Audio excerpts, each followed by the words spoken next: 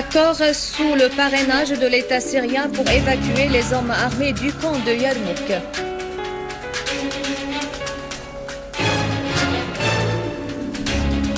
Le terroriste Al-Wes, dépendance des terroristes aux officiers saoudiens, qataris, américains, britanniques et israéliens.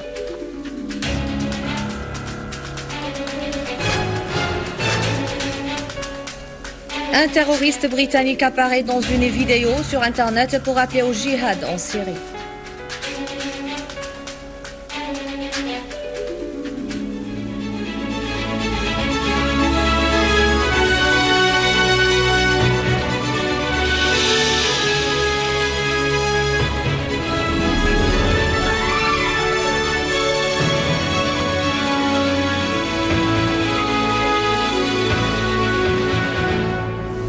Les détails du journal, bonsoir. Des unités de l'armée arabe syrienne ont éliminé des groupes terroristes du Front Nosra et du Front islamique dans des opérations de l'armée arabe syrienne à Jobar et Al-Ghouta Est. Parmi les terroristes liquidés figurent des mercenaires de nationalité libanaise. Une série d'opérations a été effectuée par l'armée syrienne dans les fermes nord de Mleha, aux alentours de la compagnie pharmaceutique Tameco. De même, des terroristes ont été tués et d'autres blessés dans des opérations de l'armée à Ain Terma.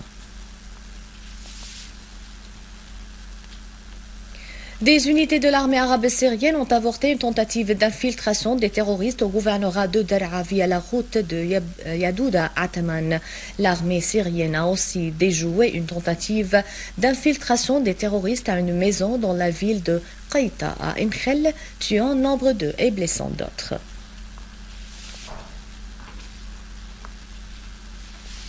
Al-Qunaytara, des unités de l'armée arabe syrienne ont visé des regroupements de terroristes dans le village de Ofnaya, dans la banlieue du gouvernorat.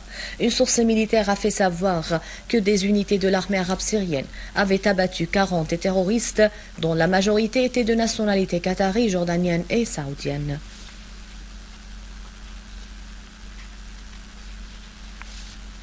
Des sources de sécurité irakiennes ont dévoilé l'implication de l'administration américaine dans la prise d'assaut des deux villes de Moussoul et de Saladin. Les sources ont indiqué que les forces irakiennes avaient neutralisé des dizaines de terroristes du réseau de l'État islamique en Irak et au Levant et poursuivi la progression en direction de Tikrit et de Moussoul. En outre, le ministère irakien de l'Intérieur a démenti les nouvelles véhiculées par certains médias sur le retrait des forces de sécurité des deux postes frontaliers de Walid et Treibil.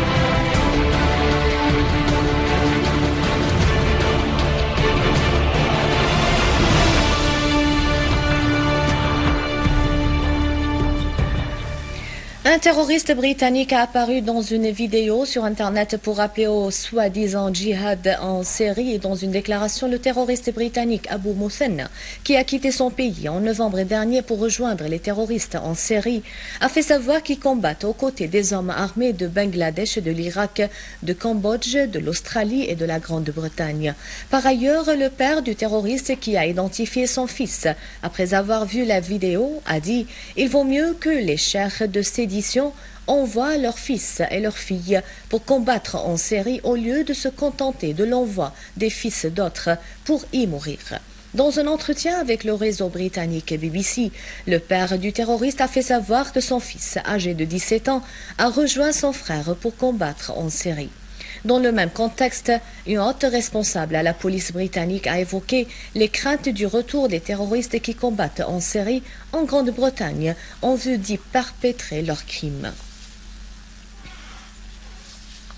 Le terroriste Baher Abdelkarim Al-Weiss a affirmé que l'Arabie saoudite était le principal commanditaire du Front Nosra impliqué dans l'effusion du sang des Syriens.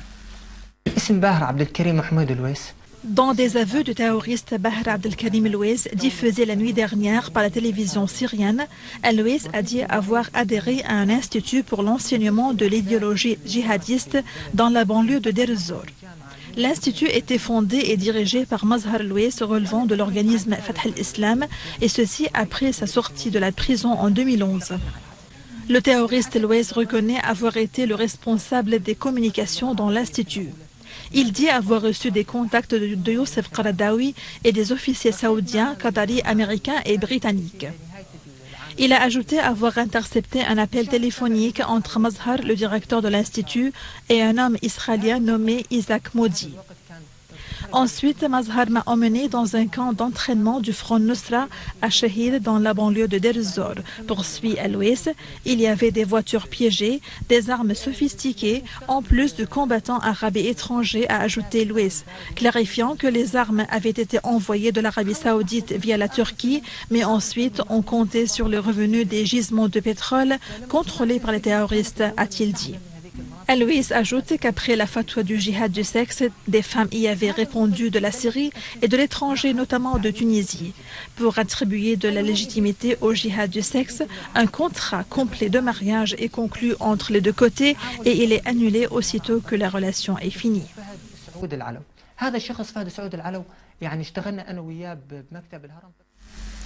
L'accord sur l'évacuation des armes et des hommes armés du camp de Yarmouk est entré aujourd'hui en vigueur. Le directeur du bureau politique de l'Organisation de la libération de la Palestine à Damas, Anwar Abdelhadi, avait annoncé hier la signature d'une initiative dans le camp de Yarmouk sous le patronage de l'État syrien et l'OLP.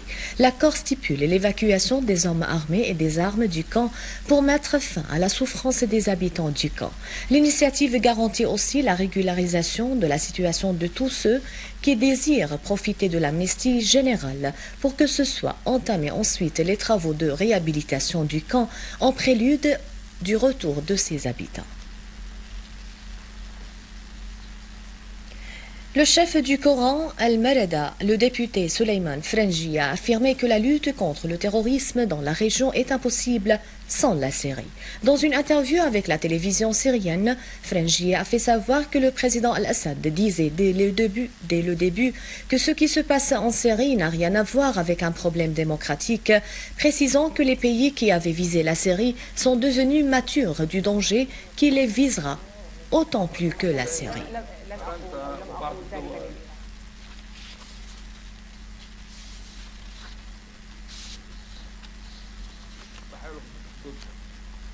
Un rappel des titres.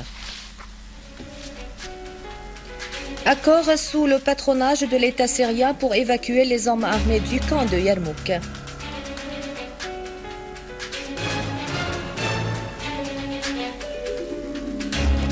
Le terroriste Louez, dépendance des terroristes aux officiers saoudiens, qataris, américains, britanniques et israéliens.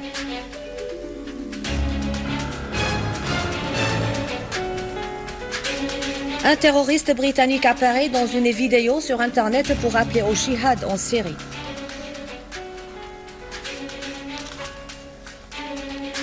À la fin de ce journal, je vous rappelle que vous pouvez consulter le site internet syriaonline.sy pour revoir ce journal et davantage d'informations. Merci de votre fidélité. Au revoir.